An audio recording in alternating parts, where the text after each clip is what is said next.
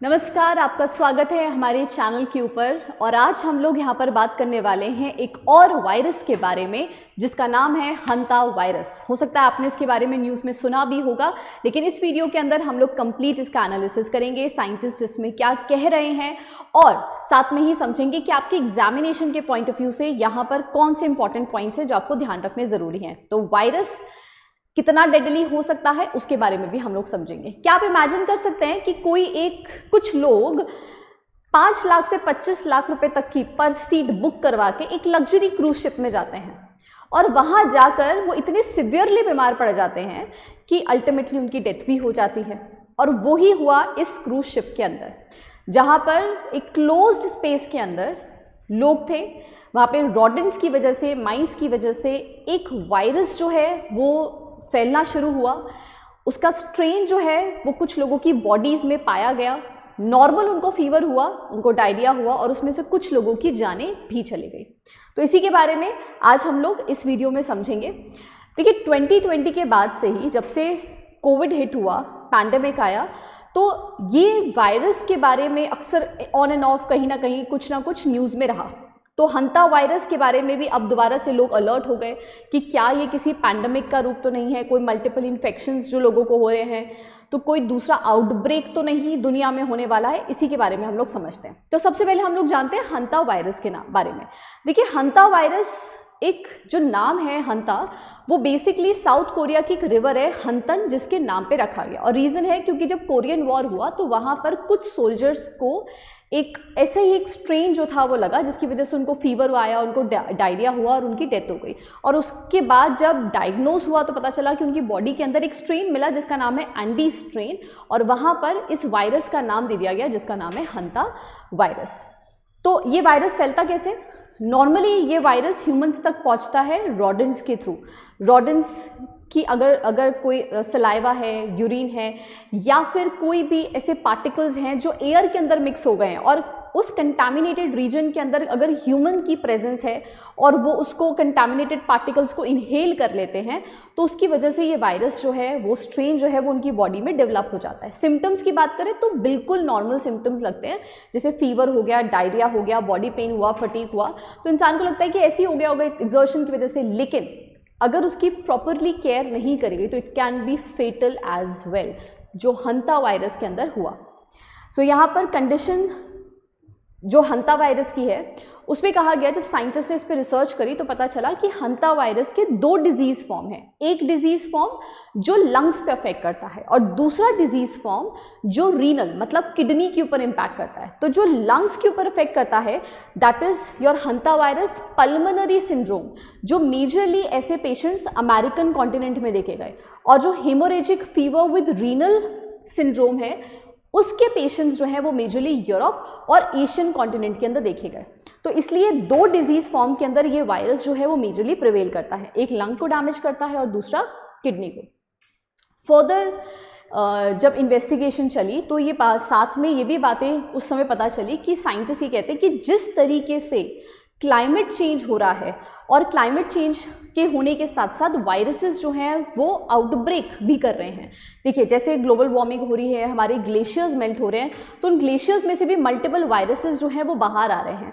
और ये जो वायरस है वो राइजिंग टेम्परेचर की वजह से, फ्लड्स की वजह से, इकोसिस्टम डिस्ट्रप्शन की वजह से कहीं ना कहीं ह्यूमंस या लोगों की लाइफ पे एक मेजर इम्पैक्ट लेकर आ रहे हैं। तो रॉडेंट्स की पॉपुलेशन रैपिडली इंक्रीज होती है, और जब रॉडेंट्स का इंटरैक्शन ह्यूमंस के साथ होता है तो इस तरीके के वायरसेस आते हैं। आज से 500 साल पहले भी ऐसा ही खतरनाक वायरस, जो चूहों की बीमारी जिसे बोलते थे प्लेग, उसने भी बहुत सारे लोगों की जानें जो थी वो ली थी।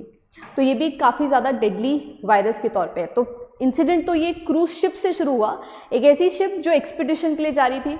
एक्सपीडिशन मतलब ऐसे इलाके जहाँ पे लोग जनरली नहीं जाते, जहाँ पे कोई पॉपुलेशन नहीं होती, लेकिन लोगों को क्रूज शिप के थ्रू वो जगहें दिखाई जाती हैं। तो ये भी एक एक्सपीडिशन था जो अर्जेंटीना से स्टार्ट हुआ और आपके अटलांटिक ओशन को पूरा ट्रैवल करते हुए स्पेन तक जाना था। अब जब ये शिप स्पेन पर पहुंची तो वहाँ पर एक सिचुएशन अलर्ट हो गया कि क्या लोगों को स्पेन में उतारे भी या नहीं उतारे, क्योंकि अगर वो सारे लोग स्पेन में आ गए तो क्या ह्यूमन ट्रांसमिशन की वजह से प्रॉब्लम क्रिएट हो सकती है। इनफैक्ट जिन लोगों की इस हंता वायरस की वजह से क्रूज शिप में डेथ हुई है, वहाँ पर इनफैक्ट आप ये देखेंगे कि WHO ने और भी ज़्यादा इन्वेस्टिगेशन करनी शुरू कर दी कि वो लोगों ने किस फ्लाइट से ट्रैवल किया था, उनके आसपास के लोग, उनको भी क्या ये वायरस, वो भी क्या कंटामिनेट हुए हैं इस वायरस से। ये सारी इन्वेस्टिगेशन इस समय WHO ने करनी यहाँ पे शुरू भी कर दी है। सो साइंटिस्ट इस चीज़ को लेकर थोड़े वरिड भी हैं और ट्रांसमिशन की स्पीड भी काफ़ी ज़्यादा ही कहा जा रहा है कि हंता वायरस का जो स्ट्रेन है उसकी मोर्टालिटी रेट भी कुछ 30% से 40% है। बहरहाल जब हम इसका कंपैरिजन कोविड के साथ करते हैं तो मोर्टालिटी रेट इतना ज़्यादा कोविड में नहीं था। तो कोई भी वायरस अगर लो ट्रांसमिशन के साथ भी इतना एक्सट्रीमली डेडली हो सकता है तो वो काफ़ी ज़्यादा दुनिया के लिए खतरनाक हो सकता है। एक छोटा सा भी स्मॉल जो आउटब्रेक है वो मैसिव पैनिक क्रिएट कर सकता है। इसीलिए WHO इस समय मल्टीपल हेल्थ एजेंसीज के थ्रू इसको क्लोजली मॉनिटर भी कर रहा है। यहाँ पे ट्रांसमिशन चेन्स, जेनेटिक सीक्वेंसिंग और म्यूटेशन पैटर्न्स को स्टडी करके ये डायग्नोज करने की कोशिश कर रहा है कि ये वायरस कितना डेडली है और कहाँ कहाँ तक इसका स्प्रेड हो सकता है। सो दोनों पैंडमिक में जो कोविड आया था 2020 में और इसमें मेजरली यही डिफरेंस है कि ये हंता वायरस जो है वो रॉडेंट से होता है एंड जो पैंडमिक आपका हुआ था that was a respiratory problem करता है। क्या किसी तरह की कोई वैक्सीन अभी तक बनी है? नहीं, इस समय कोई भी इसकी वैक्सीन नहीं है। तो अर्ली डिटेक्शन ही इसका एक सर्वाइवल मोड है जो हमें समझ में आता है। अब हम एक सिचुएशन देखते हैं कि कोविड के समय पर भी जब पैंडमिक हिट हुआ था तो there were multiple geopolitical tensions, और ऐसे वायरसेस या ऐसा अगर कोई भी सिचुएशन आती है जो पैंडमिक से रिलेटेड आती है वो बहुत सारे टेंशंस क्रिएट करती है, क्योंकि आपका टूरिज्म, आपकी इकोनॉमी, आपकी जियोपॉलिटिकल ट्रेड्स, साथ ही साथ आपका ग्लोबल ट्रेड, नेशनल सिक्योरिटी, हर चीज़ इस दौरान जो है वो इम्पैक्ट हो जाती है। बट इस समय जैसे जैसे फर्दर इसके बारे में कोई न्यूज़ आती रहेगी हंता वायरस के बारे में, उसके साथ साथ आप उन चीज़ों को बिल्कुल अलर्ट मोड पे सुनिएगा, ध्यान रखिएगा, क्योंकि प्रिवेंशन सबसे इम्पॉर्टेंट है, क्योर सबसे इम्पॉर्टेंट है। एंड किसी भी तरीके की फेक न्यूज़ पे बिल्कुल मत जाइएगा, बस जो एग्जैक्ट न्यूज़ आपको मिले उसी पे आप इसका भरोसा करिएगा। सो इस बात को अगर हम लोग देखें, सो जो आपके एग्जामिनेशन के पॉइंट ऑफ व्यू से था हमने उसको भी यहाँ पे डिस्कस कर लिया। यहाँ से एक बात समझ में आती है कि ह्यूमंस जो हैं वो इस समय आज स्पेस तक पहुँच चुके हैं, लेकिन ये माइक्रोस्कोपिक जो वायरसेस हैं वो आज भी दुनिया के लिए एक बहुत बड़ा चैलेंज है जो हमारे सामने है। So it is actually not the virus itself, but ये चीज़ है कि वर्ल्ड को भी एक्चुअली कितना ज़्यादा प्रिपेयर होने की ज़रूरत है, या फिर जितना भी हम प्रिपेयर हो जाएं but they are going to outsmart. So ये हम लोगों ने हंता वायरस के बारे में आज यहाँ पर समझा है, इसके बारे में समझा कि क्लाइमेट चेंज की वजह से इसका क्या इम्पैक्ट हो रहा है और पूरा हमने इस पर एनालिसिस करा है। अगर ऐसे ही आप और डीपली चीज़ों को समझना चाहते हैं, आप चाहते हैं कि आप 1-on-1 क्लास के अंदर ऐसी सब चीज़ों को समझ सकें, हमारे साथ लाइव इंटरेक्शन कर सकें, तो आप हमारे GS फाउंडेशन बैच को ज्वाइन कर सकते हैं। इस बैच के अंदर हम लोग एग्जॉस्टिवली आपके सारे जनरल स्टडीज़ के टॉपिक्स, सब्जेक्ट मैटर्स और साथ ही साथ आपका करंट अफेयर्स का सेक्शन को डीपली एनालाइज करते हैं। सो अगर आप इस बैच को ज्वाइन करना चाहते हैं, अगर आप सिविल सर्विसेज या डिफेंस रिलेटेड एग्जामिनेशंस की भी तैयारी कर रहे हैं तो आप इस बैच को ज्वाइन कर सकते हैं। डिटेल्स आपको डिस्क्रिप्शन में दिए हुए नंबर से मिल जाएगी, वहाँ से आप हमसे कॉन्टैक्ट करके सारी डिटेल्स ले सकते हैं। तो मिलते हैं आपसे नेक्स्ट वीडियो के अंदर। टिल देन अच्छे से पढ़ते रहिए, कमेंट में हमें अपने ओपिनियन ज़रूर बताइएगा, और अगर आपको ये एनालिसिस अच्छा लगे तो और लोगों के साथ भी इसे शेयर करिएगा।